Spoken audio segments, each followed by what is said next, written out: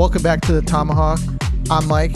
This is Matt. We're going to go over quickly the Florida series, and we're going to go over the series that just finished, the Nashville series. But before we get into it, do us a favor, hit subscribe, give us a like. It really helps out the channel, and it just helps us out, period, and we'd really appreciate it. So to start off with Florida, we had two big wins with Florida, and we were really hoping that we could even split the series. We won both games. It was huge. Lankinen played great, and we saw the team play well. Brandon Hagel was a force to be reckoned with. Pius Suter played great, and moving forward from there, things were looking pretty good. I don't know what happened, but it seemed like the wheels fell off of the bus going into this Nashville series. Matt, from the positives that we had from the Florida series coming into this one, what happened? It looked like there was two different teams playing. Yeah, man, I'm not sure what happened. I know Nashville, they're playing with a lot of desperation. They're they were pretty much at the bottom with the Red Wings, and they're a one game over 500 now, and they're just playing good hockey. I think I saw that stat. Saros is 6-1 in his stretch, and you're getting good goaltending and with Rinne and Saros, and they're finally looks like they're getting it together. And I know Matt Duchene hasn't been doing well, and Ryan Johansson, he's kind of getting going, and Nashville's just playing really good hockey right now, and I think the Hawks probably got a little too much confidence. Hey, we just beat Florida, and yeah, we'll be fine. And the first game they were, not really much to talk about at all. They were just flat. Today, I remember me and you had a texting exchange, and I said, "Wow, when DeBrincat scored that second goal, the Hawks were all over these guys, and it's just a little too late." And it ran out of time, and that's what happens. And you give up two terrible goals by Subban. Well, at least I'll give him credit. I know the first one, stay in your net, man. You got a guy 5 feet away, stay in your net. Yeah. And those goals kill you, and they haunt you. They do. It's pretty disconcerting. They played Florida, came back to Tampa, played Florida again. And we're talking about some tough teams, man, that are at the top of the division. And the Hawks, they hung in there with them. This is just brutal to see. Malcolm Subban today, and I'm not saying Lankinen gets a pass here, because I don't think he really played very well in the Nashville series. I think he could have played better, but it seemed like the defense was just all over the place, or lack thereof, I should say. They just weren't playing well. Why do you think that there would be so many defensive woes coming into these two games? And also, Ian Mitchell was a scratch, and Bowden is in playing. Do you think that on top of that, do you think that Colleton is playing the best players so that we could get the best result? Don't. And I think honestly, I thought our defense was bad in the Panthers games as well, and we're giving up way too many shots. And Lankinen, that shutout game, it's not going to happen every night. Right. And he won that game for us, no doubt about it. That was all Lincoln. And of course, the guy's probably a little shell shocked a little bit going into his next game. He's like, "Oh man, I've got to get ready for another big night." And some goalies aren't wired for that, but some goalies, like I guess Marty Brodeur used to be like a 70 freaking season, 70 games a season guy. I think Roberto Luongo played a lot, but he's still a young kid. You can't expect him to be having an amazing night every night like this. And as far as your question about the players, the best players, no, I don't think he puts out the best players, because if he wanted to win tonight. I still think Lincoln. I know it's back to back. I don't know how I feel with coaches are weird about stuff. I can't play a guy back to back, but I mean we're desperate right now. We want to hold our playoff spot, and Nashville caught us. Columbus is knocking on the door too. So you need your best guy to be in the pipes, I think. It begs the question where if they were looking to bring Kirby Dach, back so soon, okay, he did great with his rehab. He was supposed to be out 4 to 5 months, and or 5 to 6 months, I believe, and they rushed him back. So if there is such an impedance on bringing him back, you would think that they would be playing Leighton every night. Now, sure, this is his first season in the league, and maybe him playing so much wouldn't be a good thing. But do you think that he could just use the experience? Are we talking about Lincoln? Right. Yeah, I feel like this is kind of a tryout for him. I mean, even Subban, I mean, like, hey, this is a short season. Let's see what you got, and maybe you'll be our future. And I think he's kind of earned it out of all three of them that we've seen. But I don't see if we're play the guy who's going to give you a chance to win. And I think when Subban's in net, you're going to get inconsistent play. And look at the first goal of the game. We were playing behind the first 3 minutes, and it's tough to play behind the whole game. I mean, we finally tied it in the third, but still, I want to say in the next 2 to 4 minutes they scored another one. Yeah. And you're just not going to get a big save from him. He does make big saves, but he needs to make the saves that he should make. And I'll give him the benefit on that second one that went off. Did it go off DeHaan, I think? Yeah, it was DeHaan was going in, and him and another player, it went off of their skate. It wasn't in a kicking motion, but it ricocheted off of the skate. Yeah, poor DeHaan. He had an unlucky night. But that first one, I played goalie for 15 years, and if I see an opposing player within 5 feet of me, where do you think I'm going to throw the puck? The guy is probably over 6 foot. I'm got a goalie stick in my hand. If I throw it up the middle, my net's wide open if I turn it over. If I throw it up the boards, I'm going to hit him in the chest. And that's exactly what he did. He got to the net lazy, slow, didn't have his net covered. I mean, don't get me wrong. It was a lucky goal. The guy put it off a skate. It went off his pad and in. But goalies cannot give that shot up because it's going to haunt you, and it did.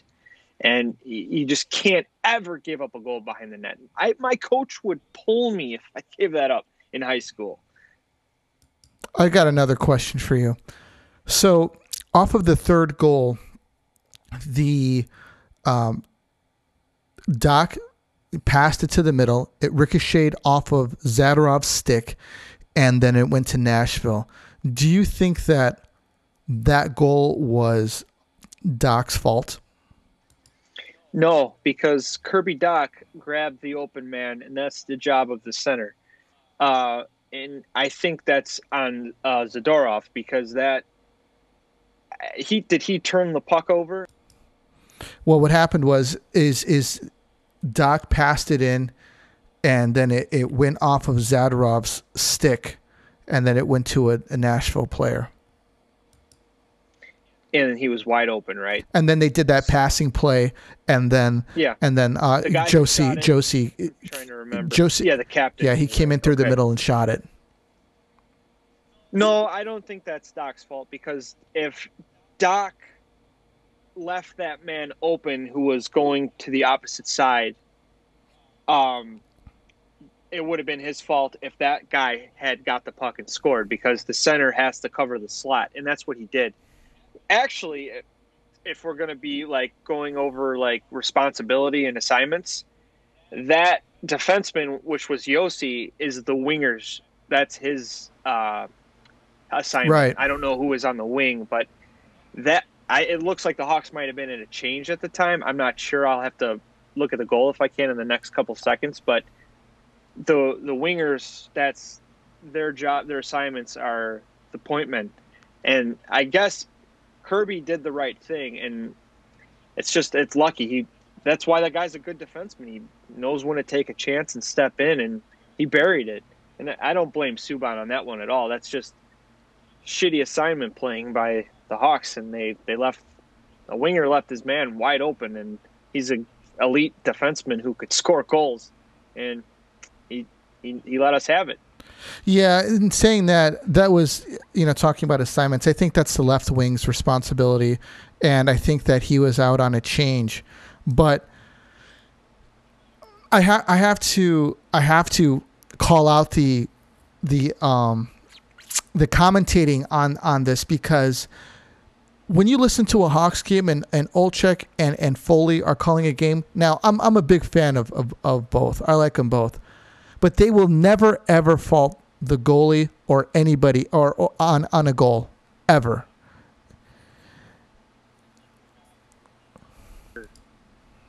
In between periods, they give their analysis. Right. Steve Conroy's the worst. I love Jamal Mayer as a player, but I think he's got a job now, and his job is to make the Hawks look good. He's not going to say, "Oh, the Hawks were terrible that period." But can you see him as a player? If, like, say, someone missed their assignment, I could see Jamal Mayers being in the locker room. Dude, you got to get your assignment on that. Yeah. Come on, man. Even like a coach. But these guys, they're not going to, they're selling the Hawks. You know what I mean? They're not going to badmouth the Hawks because they don't want to lose their jobs. Right. So you're not going to get honesty like you would, like, say, two Joes like me and you. We're going to say, dude, Subban, what the hell are you doing, man? That's killing us. Yeah. They're not going to say any of that, but I completely agree with you on that. Yeah, it's they don't lay any fault. And what they did was they threw Kirby Dach out to the Wolves. We're talking about a kid who's 20 years old, just came off of the long-term injured reserve. It's his second game, and they threw this kid to the Wolves, pretty much blaming on him for his pass that ricocheted off of a Hawks defenseman on top of that. And you know what? I think it's bullshit, dude. I think it's bullshit how they do that. I'm looking at the goal right now. I got it on my iPad right now. And if we're going to blame anybody, I just watched it in slow motion. Yossi, he did turn the puck over. Doc turned the puck over.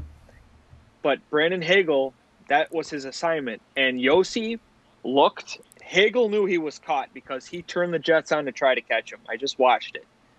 You cannot blame a guy who hasn't played since Christmas for something like that. Right. It's ridiculous. Yeah, ridiculous.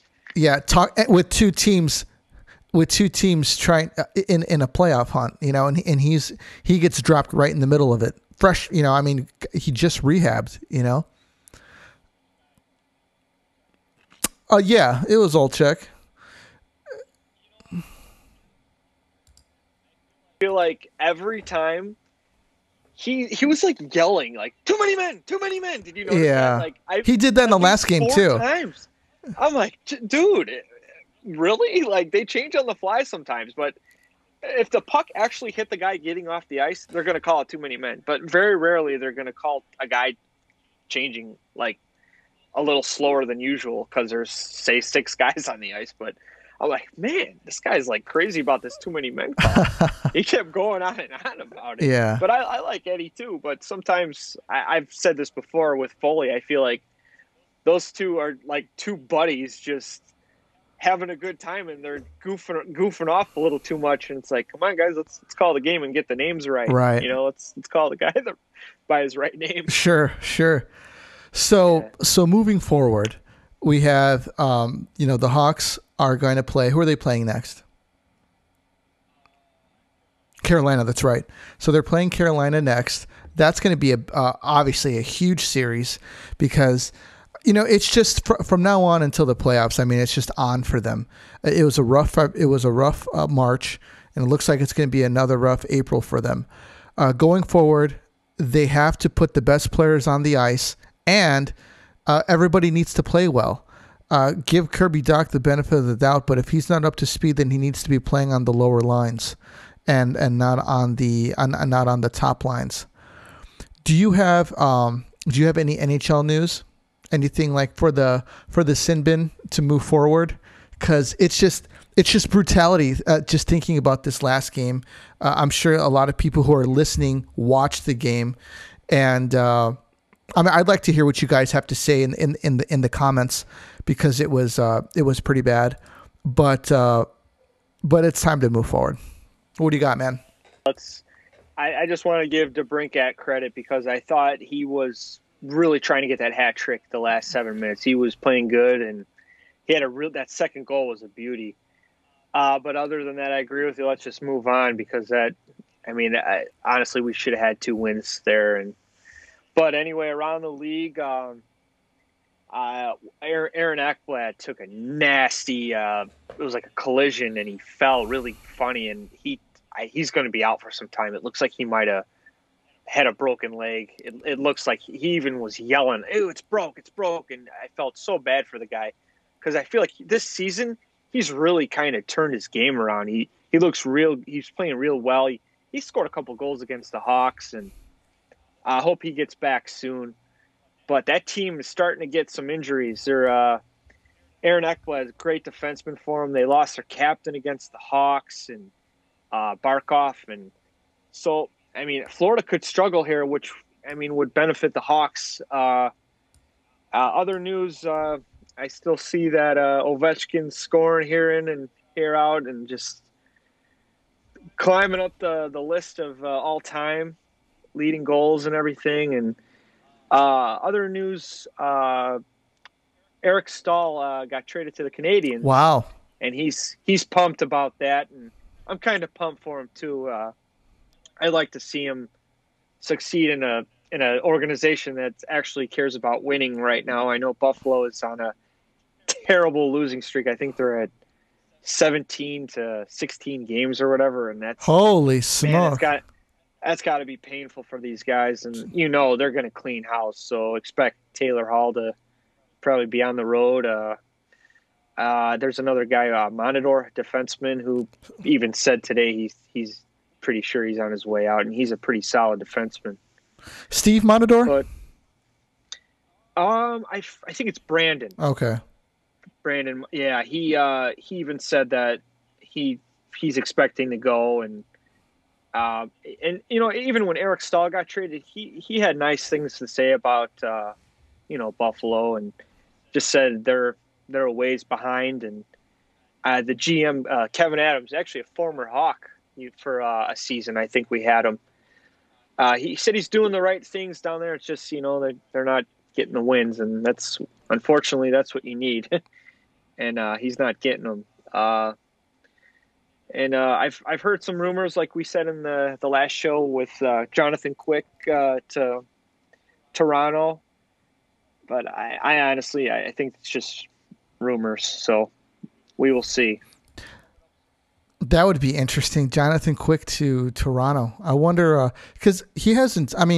His play has been really up and down, but the Kings aren't really a team to really look out for, to be honest with you. Yeah, I agree. I think they're kind of like the Hawks. They're kind of transitioning. They got like an old core like we have, and I think Dustin Brown is Jeff Carter.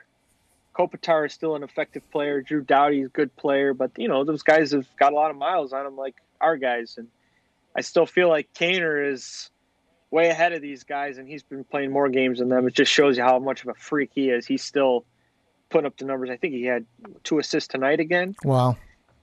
Yeah, and it's just it sucks. Teams get old, and then the organizations change and got to go through a rebuild and reloading everything. And so if they do get rid of Quick, I just don't know why it would be Toronto. I know Anderson's their guy, and maybe he's hurt, or maybe they're just want to have a backup plan in the playoffs, because Quick does have Stanley Cup experience. He's got 2 of them. Yeah, it makes you wonder with Quick, does he have enough left in the tank? Because it seems like he's kind of like his star's kind of fallen kind of quickly, to be honest with you. He had a big contract, looks like he's playing out that contract, but you just don't hear anything about him anymore. Nah, I agree. Yeah, I mean, that's honestly, this rumor is the first time I heard it quick this season. Yeah. And I thought he was a backup, a very expensive backup, and I think they found a young guy, and unfortunately, young guys struggle, and Quick kind of won his net back and lost it again. And I don't know who the other goalie is. I'm sorry, but it happens. I mean, it might happen with Lincoln, and we might, there might be a time where Subban's going to get more starts, and then vice versa, But I think he's making close to $7 million. It's just I don't know where Toronto's getting the money, honestly. They got three guys making over $10 million or even $12 million, I think. And maybe they'll retain the salary, or honestly, I don't know. But I know Toronto's going to go for it because it's kind of set up nice for them. They're definitely the best team in that division. So I could see them being the last man standing in that one. Yeah, I was going to bring up their cap space because they can't have. To be honest with you, they can't have any cap space. I honestly don't know. I think like we had Justin on. He's a Toronto guy. He said it goes from Marner, Tavares, and Matthews, and then it just pretty much drops to third liners. And they're, you got a couple of guys making 3-4 here and there, and there's really no. You don't really have role players. You got guys that are just stepping in, and you got to just hope that your top three just perform every night. Yeah, it seems like they're set up where they're top loaded. Then they've got a bunch of AHLers play. I mean, no disrespect to the AHLers or any of these players, But I mean, in order to build a championship teams, you need quality players of all the way down the lineup, And if you only have three superstars, I don't see how that's going to work out there. I don't. I think it goes. I would consider. I don't know about you, but the fourth, best player would be that Nylander, and I think he's only making about $6. Yeah. And 6 to 12. Geez, that's $6 million right there. You could get, if you manage it right, 3 players, that are role players. Like checkers and penalty kill specialists, power play guy, or even a backup goalie. Yeah, you could, or one really good backup goalie. Yeah, I think their best defenseman is that Morgan Riley, and I'm not sure what he's a talented player, but I just named 6 or 5 players. It's got to be close. Like what do you think? 40, 45, 50 million? I know. Just with 4 players. I know Tavares, he's making $13 million, right? Yeah, he's 13, probably close to 14. And obviously Matthews, he's making $13 million as well, isn't he? 13.5? Yeah, he's their future, but I can't believe But that's like $26-27 million right there. I know when we signed Kane and Taves to that long contract, the 10, I think what are they, 10-5? Yeah. I was like, oh shit. We just blew our team up. Yeah. And for a season we pretty much did. But then I see these contracts, I'm like, these guys haven't won anything. Yeah. They haven't even won a playoff series, and it's like maybe their contract looks good. Yeah. And I mean the Kaner, if anything, Kaner's underpaid the way he's played. Yeah. Yeah. And what McDavid's making 12.5, something like that? The guy's a superstar, but I mean, you can win as many scoring titles as you want. If it's not, your name's not on the cup, it really doesn't matter to me. I guess to the owner, he's selling jerseys and he's going to put people back in the seats. So, business standpoint, maybe it's a good move for him. Yeah, that's a part of it. I know McDavid, I could tell the guy's hungry. He wants to win. Yeah. But I just don't see how you could sign that contract knowing oh man, all right, so how are we going to fill in the rest of our team?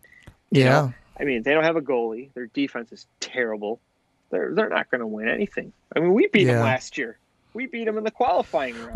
We played.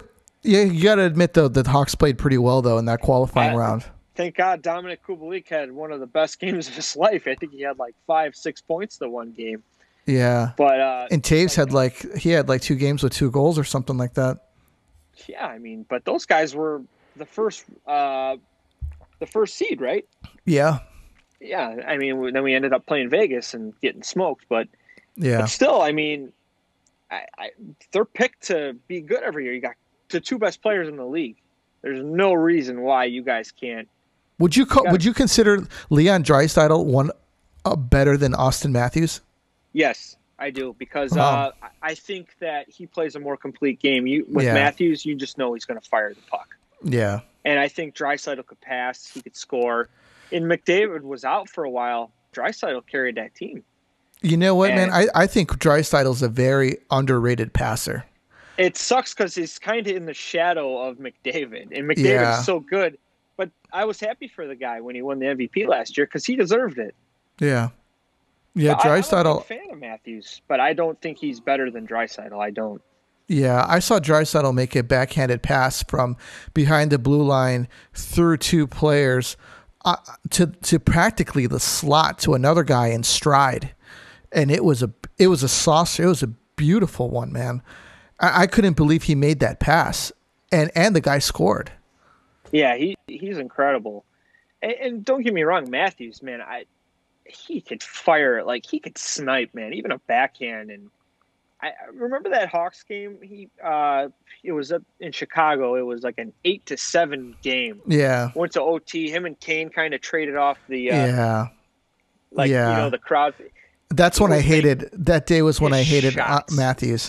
Oh yeah, his shot though, that the go-ahead goal before Kane tied it. That was an amazing shot, and I think it was. I think Forsberg. Like remember, or no, was it Cam Ward? I can't remember, but I felt so bad for the goalie because he had like this much space to score, and Matthews found it. Yeah, and that's just a pure sniper right there. Those guys see a little bit of net and they'll just take it. Right, it's amazing. Right. Well, cool, man. Do you got anything else? No, man. Cool. Well, we will be back after the Carolina series. Hopefully we get 2 wins because we need them. We need every point that we can get. And we need the top teams to beat up on the bottom teams as well. So absolutely. So I guess we'll take anything that we can get. Thank you for listening. And we will see you guys on the next one. This is Mike and Matt. We're out of here.